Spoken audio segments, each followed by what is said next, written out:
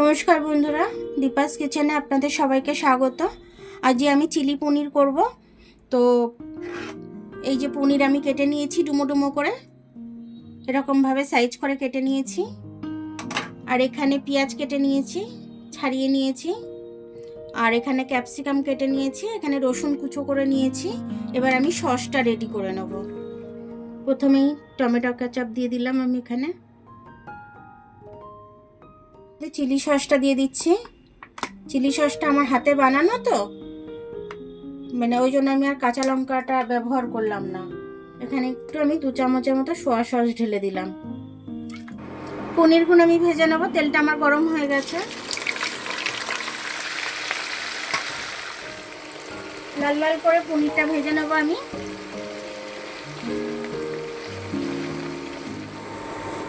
এগুলো লাল লাল হয়ে গেছে আমার।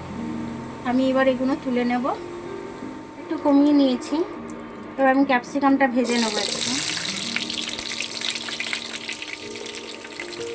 রসুনটা ভেজে নেব আমি। এবার রসুনটা আর ক্যাপসিকামটা একটু ভাজা হয়ে গেছে। এবার আমি পেঁয়াজটা দিয়ে দিচ্ছি।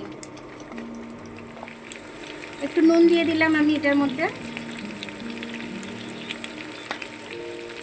এবার আমি এটা ভালো করে আরেকটু ভেজে নেবো পেঁয়াজটা।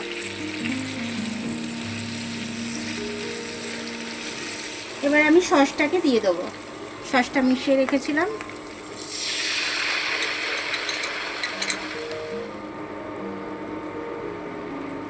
এবার এটার মধ্যে আমি চিনি দেবো।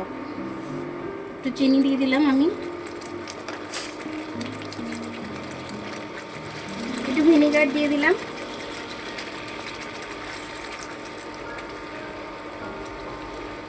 ঢাকনাটা খুলে একবার দেখে নেবো এটা কতটা হলো। সেরকম একটা টকবক করে ফুটছে না,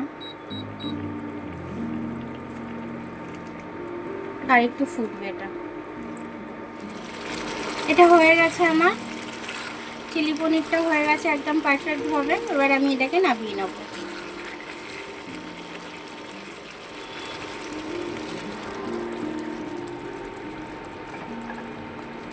দেখুন আমার চিলি পনিরটা হয়ে গেল খুব সুন্দরভাবে। এটা পরোটার সাথে খেতে পারবেন আপনারা, নানের সাথে খেতে পারবেন, ফ্রাইড রাইসের সাথে খেতে পারবেন, সব কিছুর সাথে আপনারা এটা খেতে পারবেন। এটা আমার ভিডিওটা যদি আপনাদের ভালো লাগে, লাইক সাবস্ক্রাইব।